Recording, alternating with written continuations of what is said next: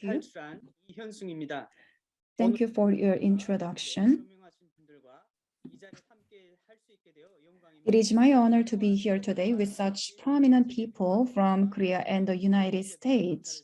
I would like to thank the Global Peace Foundation and its co-hosts for convening such a great forum. The Korean Peninsula has remained as the only divided nation by ideological confrontation for more than 70 years. The division has brought war and great suffering of family separations to our people, and we still live in a nuclear threat in a divided country. Division is the foremost task that the old and new generations must work together to solve, and finding the cause and solution is the challenge we have to work on now.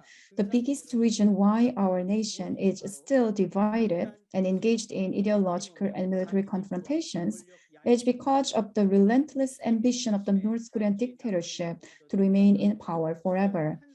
The people-centered socialist paradise became a totalitarian state that exists only for the leader, and the people became mental and physical slaves who had to give up their lives and everything for the Kim family. Today, North Korea has become the worst country to suppress human rights and freedom, and it is a ROK state that threatens its neighbor and peace on the Korean peninsula with nuclear weapons. So what is the key to solving confrontation, the nuclear threat, and human rights on the Korean peninsula? The key to the solution that I would like to recommend is the core theme of today's forum, a free and unified Korea. As the new administration will take over soon, I firmly believe that the Korean people should set the fundamental principles of inter-Korean dialogue and exchange, regardless of political bias. The Korean government should keep the principles and goals.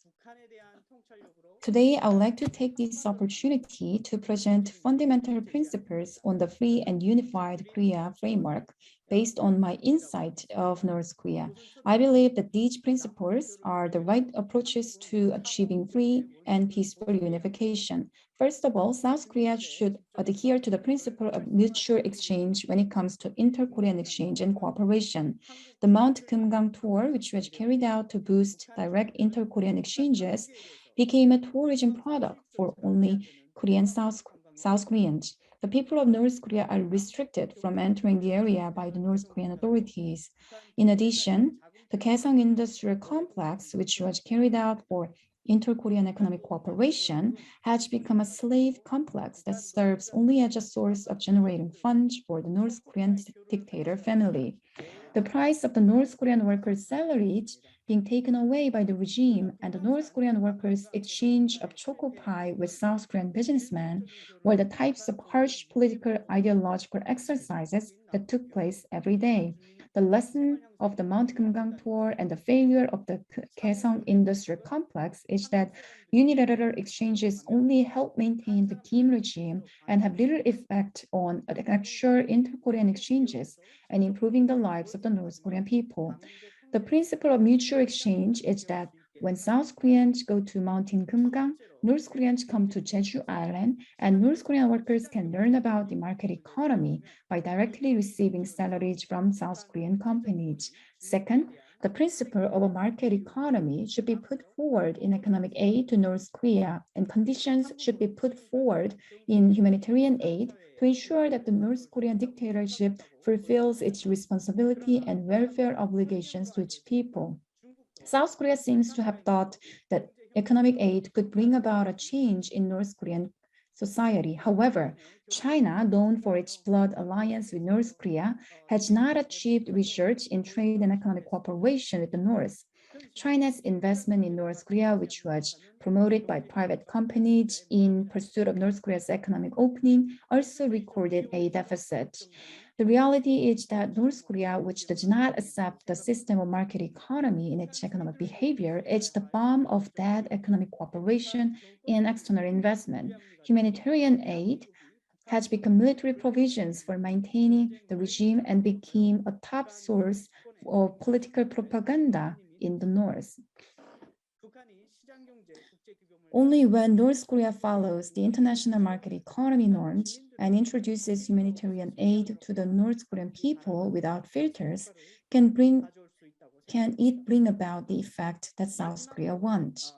Finally, the education of unification for North Korean citizens through information influence campaigns should be the top priority on drafting effective policy on North Korea.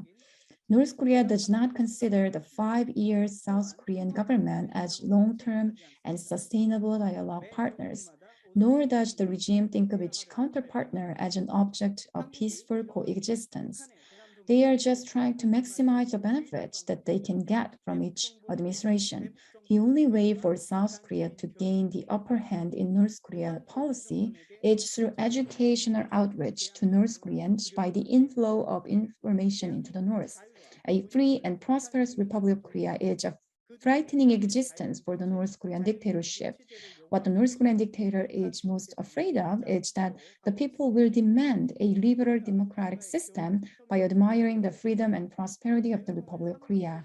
For the sake of a free and unified Korea, inter-exchanges and dialogue with North Korea, free access to outside information for North Koreans are essential obligations of the South Korean government.